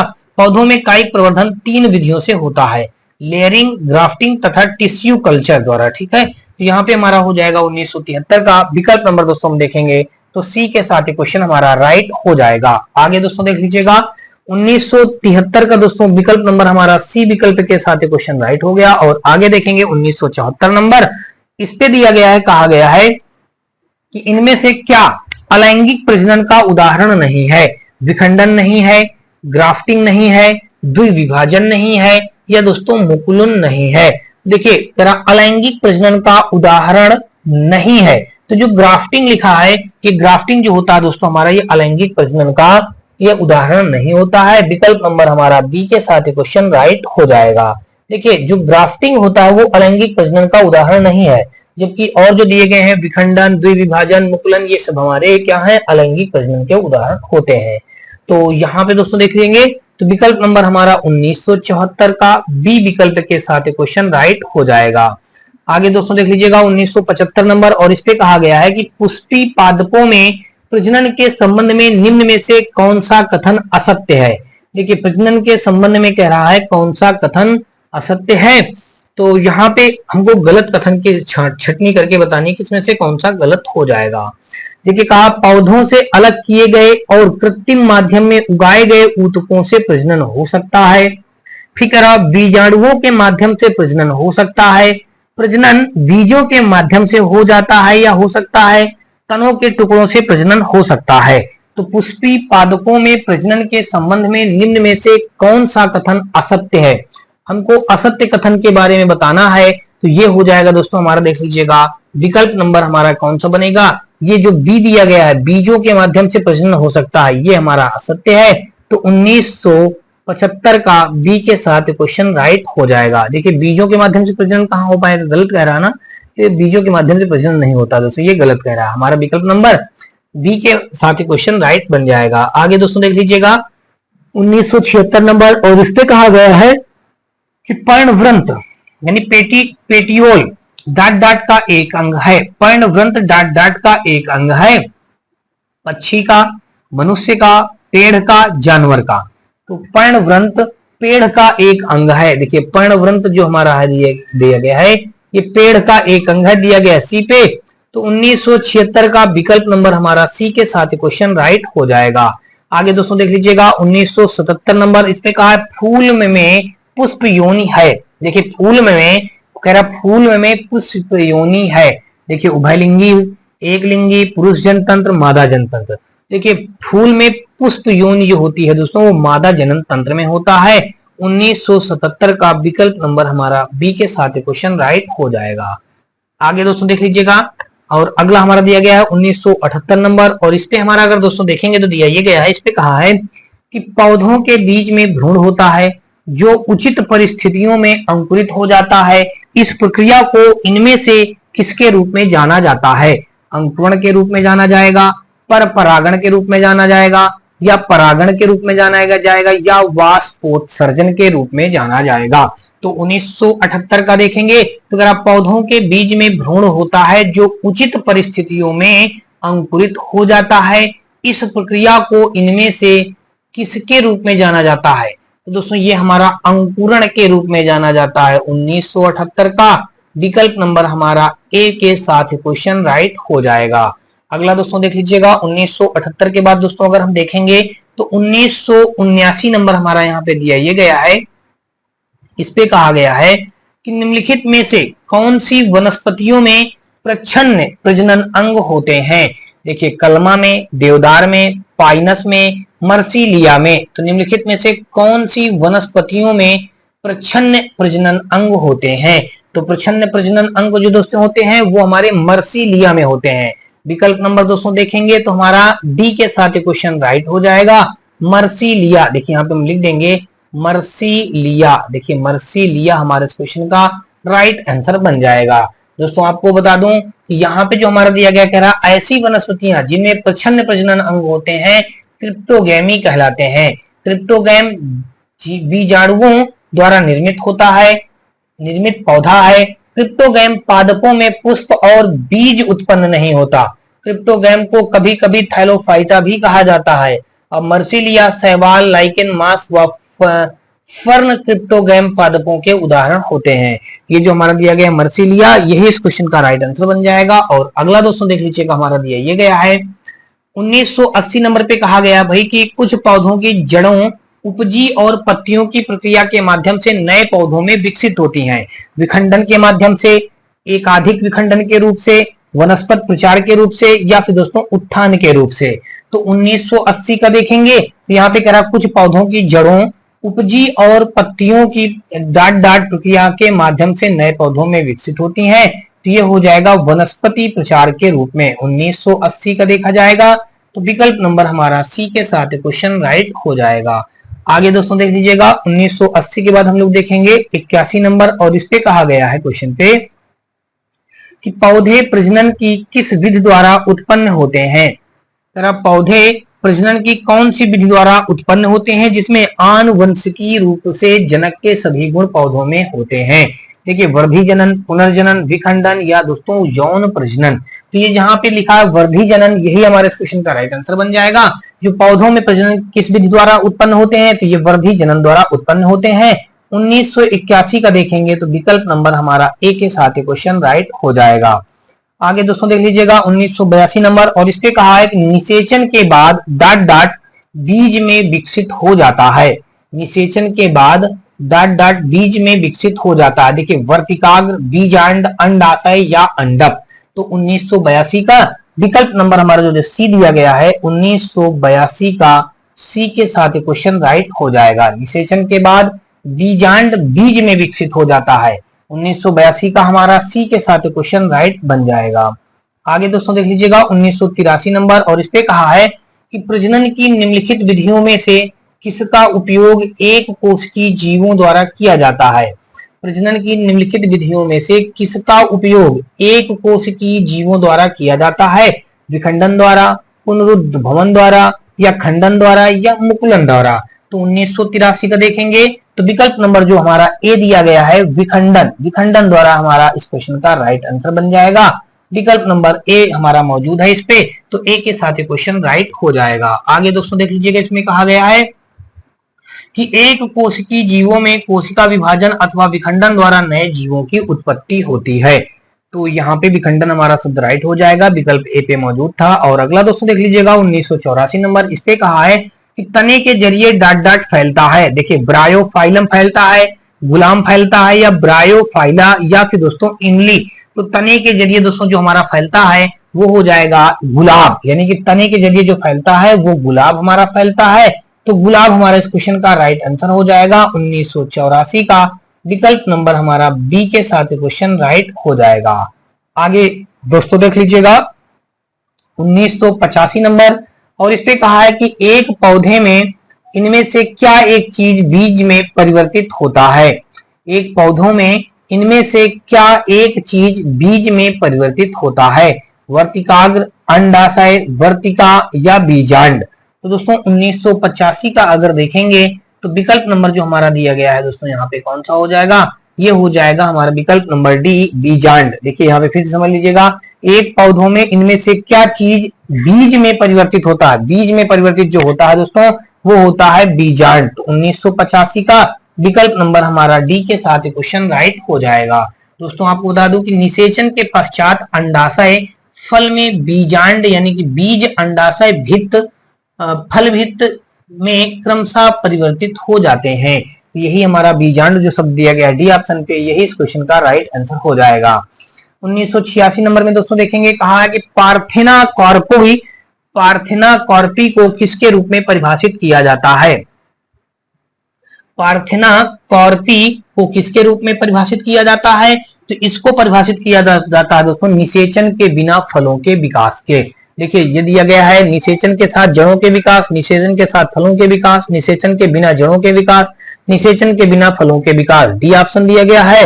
तो 1986 का विकल्प नंबर डी हमारे इस क्वेश्चन का राइट आंसर हो जाएगा। पार्थेना कॉर्पी को किसके रूप में परिभाषित किया जाता है? तो निषेचन के बिना फलों के विकास के रूप में परिभाषित किया जाता है।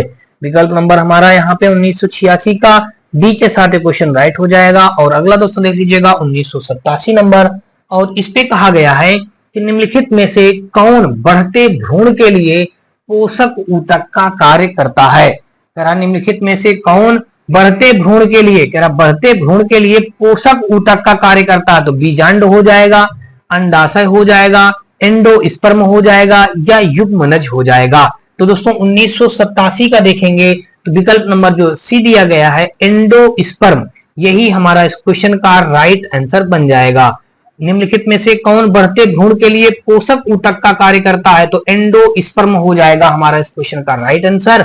अगला क्वेश्चन दोस्तों देख लीजिएगा, यहाँ पे दिया ये गया है, इस पे कहा है कि एक, देखिए आगे बढ़ गए हम लोग, यहाँ पे फिर से देख लीजिए, कह रहा है 1988 नंबर में कहा है कि एक प्रकार के अलैंगिक प्रजनन को पहचाने जिसमें जड़, तने और पत्तियां जैसे पौधों के कुछ हिस्सों के माध्यम से प्रजनन शामिल है। मुकुलन द्वारा, वानस्पतिक प्रजनन द्वारा, विखंडन द्वारा, अणुओं का विभाजन द्वारा। तो 1988 का अगर आप देखेंगे तो विकल्प नंबर जो हमारा बी दिया गया है, बी हमारा इस क्वेश्चन का राइट आंसर हो जाएगा। 1988 का विकल्प नंबर हमारा क्या हो जाएगा? बी के साथ क्वेश्चन राइट हो जाएगा। एक प्रकार के अलैंगिक प्रजनन को पहचाने जिसमें जड़, तने और पत्तियां जैसे पौधों के कुछ हिस्सों के माध्यम से प्रजनन शामिल है, तो वो हो जाएगा वानस्पतिक प्रजनन द्वारा। 1988 का विकल्प नंबर हमारा बी के साथ क्वेश्चन राइट हो जाएगा। आगे दोस्तों देख लेते हैं हम 1989 नंबर, और इस पे कहा है कि लैंगिक प्रजनन। देखिए इसने कहा है कि लैंगिक प्रजनन के दौरान जब दो अलग अलग जीवाणुओं या कोशिकाएं संयोजित होती हैं तो वे डाट डाट का निर्माण करती हैं, बीजाणुओं का निर्माण करती हैं, कली का निर्माण करती हैं, फल का या युग्मनज का।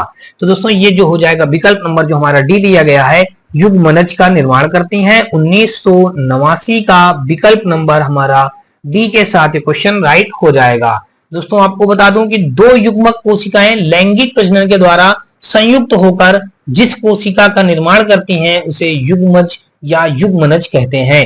बहुकोशिकीय प्राणियों में युग्मनज ही भ्रूण का अधिरूप है, आदिरूप है। एक कोशिकीय प्राणियों में युग्मनज स्वयं विभक्त होकर नई संतान उत्पन्न करता है, जो प्रायः अर्धसूत्री विभाजन की प्रक्रिया द्वारा संपन्न होता है। तो यहाँ पे जो हमारा युग्मनज दिया गया है, इस जगह पे जो भरा जाएगा दोस्तों आपको बता दूं कि ये युग्मनज भरा जाएगा। तो यहाँ पे हमारा इस क्वेश्चन का ये राइट आंसर बन जाएगा। आगे दोस्तों देख लेते हैं 1990 नंबर, और इस पे दिया गया है कि निम्नलिखित में से कौन सा बहुविखंडन प्रदर्शित करता है? कह रहा है निम्नलिखित में से कौन सा बहुविखंडन प्रदर्शित करता है? ईस्ट हो जाएगा, हाइड्रा हो जाएगा, प्लाज्मोडियम हो जाएगा, या प्लानेरिया हो जाएगा। बहुविखंडन जो प्रदर्शित करता है वो हो जाएगा हमारा प्लाज्मोडियम, यानी कि 1990 का विकल्प नंबर हमारा सी के साथ क्वेश्चन राइट हो जाएगा। आगे दोस्तों देख लीजिएगा, प्लाज्मोडियम बहुविखंडन को प्रदर्शित करता है, जो कि अलैंगिक प्रजनन का एक प्रकार है। इस प्रकार के प्रजनन में जनक जीव विखंडित होकर एक ही समय पर कई नए जीवों को उत्पन्न करता है, जबकि हाइड्रा तथा ईस्ट में मुकुलन द्वारा नए जीव उत्पन्न होते हैं। ये दोस्तों हमारा दिया गया प्लाज्मोडियम हमारे इस क्वेश्चन का राइट आंसर बन जाएगा। और अगला दोस्तों देख लीजिएगा 1991 नंबर, और इस पे कहा है कि निम्नलिखित में से किस पौधे की शिराओं पर कलिकाएं प्रवर्धित करता है?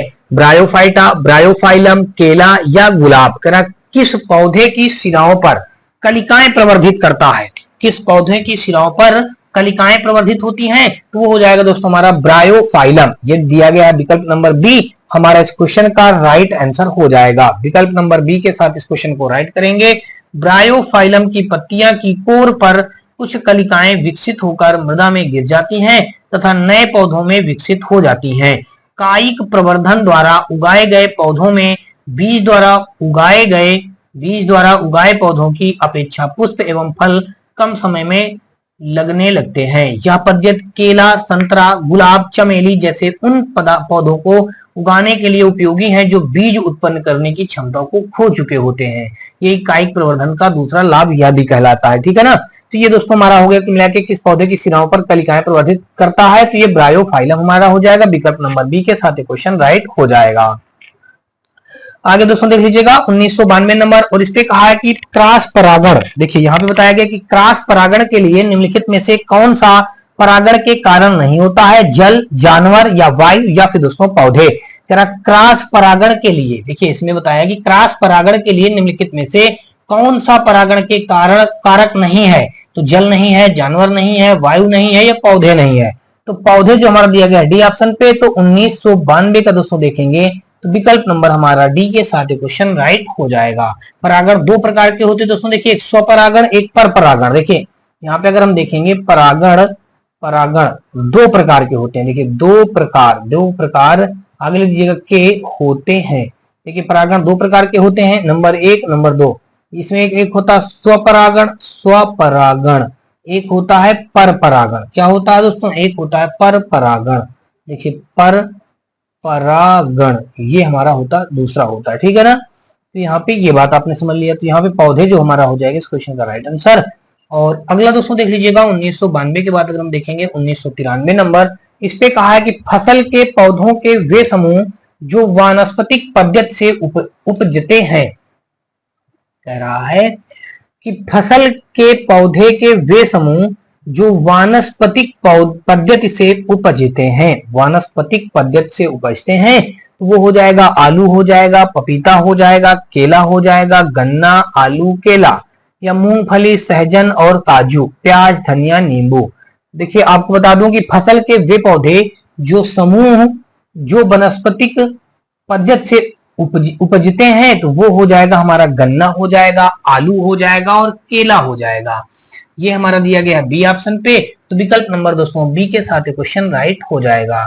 तो आपको बता दूं दोस्तों, देखिए इन पौधों में संतति पौधों के किसी भी भाग का या किसी विशेष भाग के नए पौधों का जन्म होता है या अलैंगिक जनन का प्रकार है। ये दोस्तों कौन सा होता है हमारा, या एक अलैंगिक जनन का प्रकार है। तो दोस्तों यहाँ पे देखेंगे तो ये वनस्पतिक पद्धति उपजते हैं, तो ये हमारे इसको क्या बोलते हैं, लैंगिक जनन बोलते हैं। क्या बोलते हैं दोस्तों, इस भाग को हम दोस्तों क्या बोलेंगे, यहाँ पे अलैंगिक जनन कहेंगे।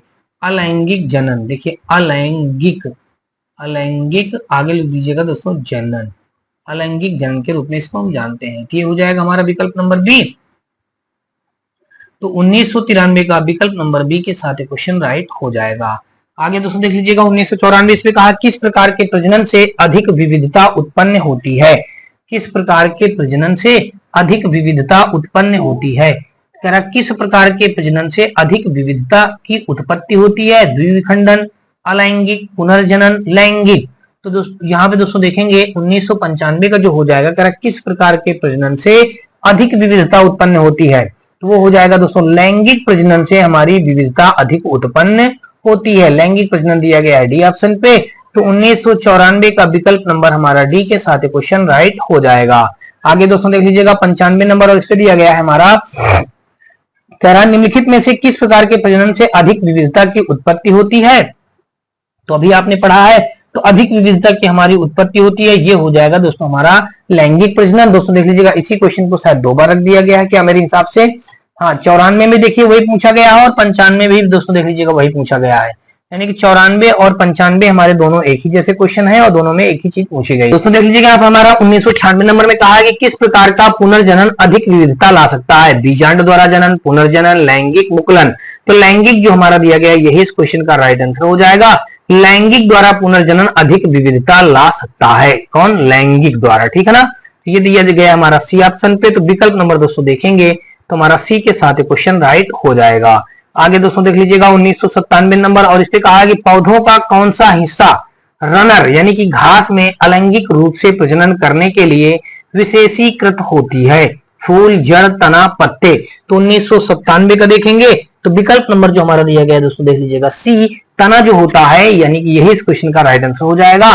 पौधे का कौन सा हिस्सा रनर यानी कि घास में अलैंगिक रूप से प्रजनन करने के लिए विशेषीकृत होता है? तो तना पौधे का ऐसा हिस्सा है जो घास में अलैंगिक रूप से प्रजनन करने के लिए विशेषीकृत होता है। अलैंगिक प्रजनन ऐसी प्रक्रिया है जिसमें नया जीव एकल जनक से बनता है और इसके युग्मक तथा जनन कोशिकाओं की कोई भूमिका नहीं होती है। ये 6 प्रकार के होते हैं दोस्तों, देख लीजिएगा विखंडन, मुकुलन, बीजांडु बनना, पुनर्जनन और फिर खंडन और कायिक प्रवर्धन।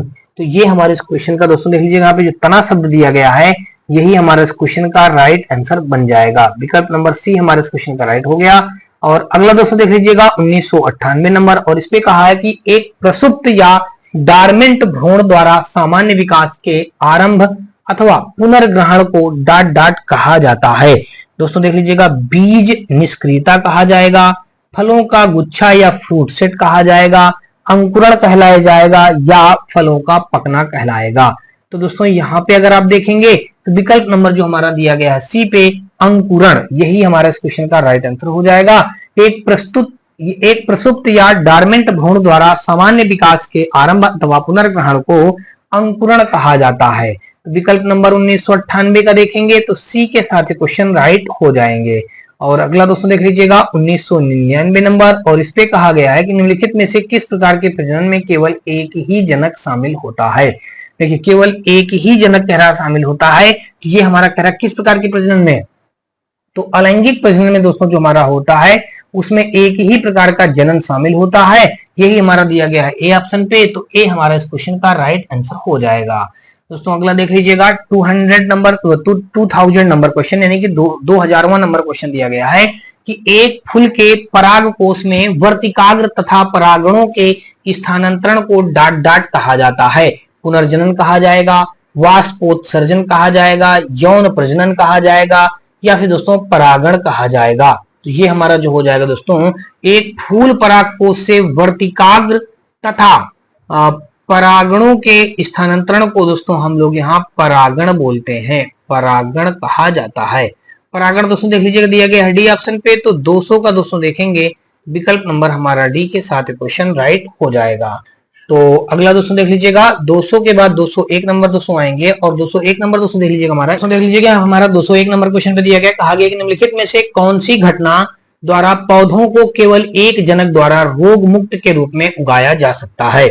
कारण निम्नलिखित में से कौन सी घटना द्वारा पौधों को केवल एक जनक द्वारा रोग मुक्त रूप में उगाया जा सकता है? तो ये हमारा विकल्प जो हो जाएगा यहाँ पे देख लीजिएगा ऊतक संवर्धन।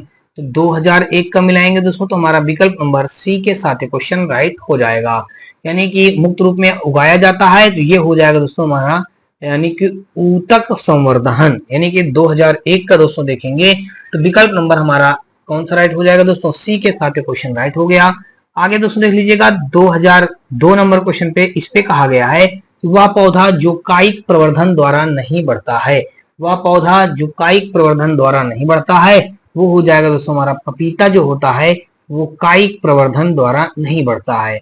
अब दोस्तों यहाँ पे देख लीजिएगा 2002 का हमारा विकल्प नंबर डी के साथ क्वेश्चन राइट हो जाएगा। आगे दोस्तों देख लीजिएगा, और अगला हमारा यहाँ पे देख लीजिएगा 202 के बाद हम लोग देखेंगे 203 नंबर, और इस पे कहा गया है कि एक पौधे के बीज में आगामी पौधा डाट के रूप में होता है, वर्तिकाग्र के रूप में, बीजांड के रूप में, अंडाशय के रूप में या फिर दोस्तों भ्रूण के रूप में।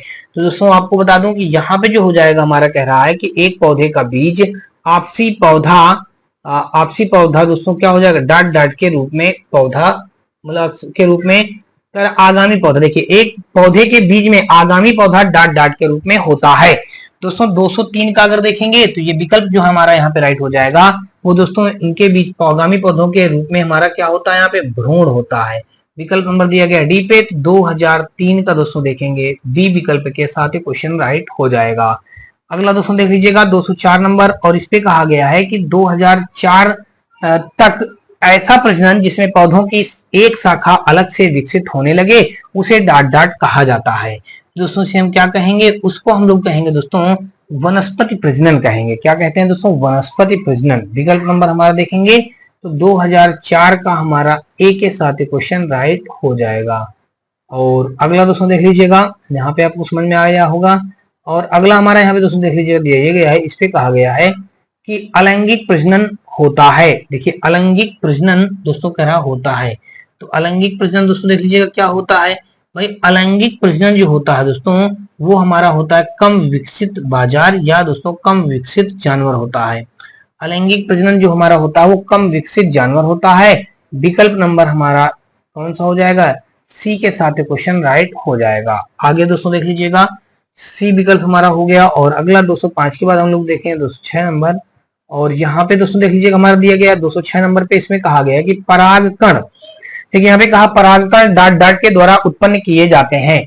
परागकण डाट डाट द्वारा किससे उत्पन्न किए जाते हैं, तो ये दोस्तों पराग कोष के द्वारा उत्पन्न किए जाते हैं। पराग कोष दोस्तों देख लीजिएगा दिया गया है ए ऑप्शन पे। तो 2006 का विकल्प नंबर हमारा ए के साथ क्वेश्चन राइट हो रहा है। बस इसका दोस्तों हमारा क्या हो जाएगा, विकल्प नंबर ए के साथ क्वेश्चन राइट बन जाएगा। अगला दोस्तों देख लीजिएगा, और 206 के बाद हम लोग देखेंगे दोस्तों 207 नंबर। और इस पे हमारा कहा यह गया है कि परागण के बाद डाट डाट होता है। देखिए परागण के बाद हमारा क्या होगा, तो परागण के बाद दोस्तों हमारा उर्वरण होगा। क्या होगा यहाँ पे आप लिख दीजिएगा, परागण के बाद उर्वरण, जो लिखा उर्वरण, देखिए उर्वरण हो जाएगा। परागण के बाद हमारा उर्वरण होता है। तो विकल्प नंबर दोस्तों देखेंगे 2007 का हमारा सी के साथ क्वेश्चन राइट हो जाएगा। तो दोस्तों देखेंगे 2007 का हमारा विकल्प नंबर कौन सा राइट हो गया, विकल्प नंबर 2007 का हमारा सी के साथ क्वेश्चन राइट बन गया। आगे दोस्तों देख लीजिएगा, और अगला क्वेश्चन हमारा यहाँ पे दिया ये गया है, इस पे कहा गया है क्वेश्चन पे 207 के बाद हम लोग देखेंगे दोस्तों 208 नंबर। और 208 नंबर क्वेश्चन पे देख लीजिएगा दिया ये गया है, इस पे कहा है कि निम्नलिखित में से कौन सा पौधे के तने के माध्यम से प्रजनन करता है। पौधे के तने के रूप में वो पौधे के तने से प्रजनन करता है। देखिए ब्रायोफाइलम, गुलाब, इमली या ब्रायोफाइटा। तो ये हो जाएगा, अगर यहाँ पे देखेंगे तो निम्नलिखित में से कौन से पौधे के तने के माध्यम से प्रजनन करता है, तो ये हो जाएगा गुलाब। यानी विकल्प नंबर अगर हम देखें तो यहाँ पे 2008 का हमारा क्वेश्चन पेपर जो था दोस्तों, देखिए 2008 नंबर क्वेश्चन है हमारा। देखिए 2008 नंबर का क्वेश्चन जो दिया गया है बी ऑप्शन, तो बी हमारे इस क्वेश्चन का राइट आंसर हो जाएगा। और अगला दोस्तों देख लीजिएगा, हमारा यहाँ पे दिया ये गया है, इस पे कहा गया है कि निम्न में से क्या अंडप में उपस्थित होता है। अंडप में कह रहा है निम्न में से क्या उपस्थित होता है। तो अंडप में दोस्तों देखेंगे तो विकल्प नंबर जो हमारा यहाँ पे दिया गया है दोस्तों, क्या यहाँ पे विकल्प नंबर बी, अंडप में क्या उपस्थित होता है, तो अंडप में उपस्थित होगा दोस्तों बी, यानी कि बीजांड यहाँ बता दिया। तो यहाँ पे विकल्प नंबर दोस्तों देखेंगे तो हमारा बी के साथ क्वेश्चन अगर राइट मान लेंगे तो यहाँ पे दोस्तों देख लीजिएगा 209 नंबर में हमारा जो दिया गया है बीजांड, यही हमारे इस क्वेश्चन का राइट आंसर बन जाएगा। और दोस्तों अंडप में उपस्थित अंडाशयों के अंदर एक छोटे से छोटे गोलाकार रचनाएं होती पाई जाती हैं और जिसे बीजांड कहते हैं। तो यहाँ पे बीजांड शब्द हमारा इस क्वेश्चन का राइट आंसर हो जाएगा। और अगला दोस्तों देख लीजिएगा 209 के बाद हम देखेंगे दोस्तों 210 नंबर। और इस पे कहा है कि निम्नलिखित में से कौन सा अलैंगिक प्रजनन का एक प्रकार नहीं है। निम्नलिखित में से कौन सा एक अलैंगिक प्रजनन का प्रकार नहीं है, तो जो परिनिषेचन लिखा है, परिनिषेचन, यही हमारा अलैंगिक प्रजनन का एक प्रकार नहीं है। तो यहाँ पे दोस्तों देखेंगे 2010 का हमारा विकल्प नंबर हमारा डी के साथ क्वेश्चन राइट हो जाएगा। आगे दोस्तों देख लीजिएगा 210 नंबर। और यहाँ पे हमारा दिया गया है, कहा गया कि हवा के परमाणु को क्या कहा जाता है।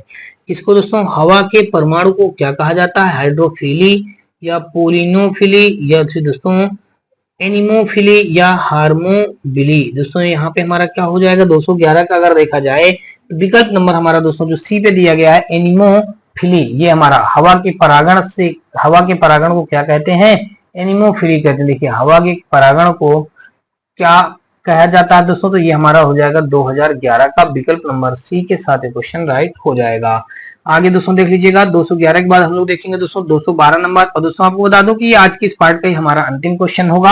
अंतिम क्वेश्चन देखने से पहले दोस्तों आपसे एक छोटी सी रिक्वेस्ट है दोस्तों, अगर आपकी वीडियो और ये सीरीज हमारी पसंद आए तो आप हमारी वीडियो को लाइक करिएगा, अपने दोस्तों ज्यादा से ज्यादा शेयर करिएगा। साथ में दोस्तों यदि आप चैनल पे पहली बार आए हो तो चैनल को सब्सक्राइब कर बेल घंटी जरूर दबा लीजिएगा। और दोस्तों ऐसे ही नए अपडेट पाने के लिए दोस्तों आप हमारे चैनल और ग्रुप से जरूर जुड़िएगा। फ्री ऑफ में दोस्तों आपको यहाँ पे अगर देखेंगे तो आपको फ्री ऑफ कॉस्ट हमारे यहाँ पे सभी प्रकार की बुकों को अवेलेबल कर दिया जाता है और दोस्तों आपको फ्री ऑफ कॉस्ट टेलीग्राम पे पीडीएफ भी मिल जाएंगे। तो कहीं ना कहीं ये बहुत सारे बेनिफिट है दोस्तों आपको हमारे ग्रुप में जुड़ने से, तो आप लोग ग्रुप में जरूर से जरूर जुड़ा करें। अगला क्वेश्चन दोस्तों देख लीजिएगा हमारा। अब दोस्तों ये इस क्वेश्चन को लास्ट में देख लेते हैं। कहा गया कि परागण डाट डाट है, परागण हमारा ग्रह क्या है? तो दोस्तों देख लीजिएगा अंतिम क्वेश्चन था, तो परागण हमारा हो जाएगा पराग कोश में स्टिग्मा तथा पराग का संचार होता है। ये दिया गया है 2012 का हमारा विकल्प नंबर सी के साथ क्वेश्चन राइट हो जाएगा। तो होप सो दोस्तों आपको अभी तक मेरे द्वारा बताए गए सारे क्वेश्चन अच्छी तरीके से समझ में आए होंगे। फिर भी दोस्तों आपको बता दूं यदि किसी भी क्वेश्चन में किसी प्रकार का कोई डाउट या हो तो आप हमें कमेंट सेक्शन में कमेंट करके बताएं, और दोस्तों वीडियो कैसा लगा इसका राय और सुझाव में कमेंट सेक्शन में कमेंट करके जरूर बताएं। तो चलिए दोस्तों हम लोग नेक्स्ट पार्ट में मिलते हैं, तब तक के लिए दोस्तों जय हिंद। दोस्तों आप हमारे WhatsApp channel, Telegram channel, WhatsApp group से जुड़ सकते हैं दोस्तों। इन सभी का लिंक दोस्तों आपको हमारी इसी वीडियो के डिस्क्रिप्शन में मिल जाएगा, जहां से आप लोग आसानी से जुड़ सकते हैं। तो चलिए दोस्तों नेक्स्ट पार्ट में मिलते हैं, तब तक के लिए दोस्तों जय हिंद।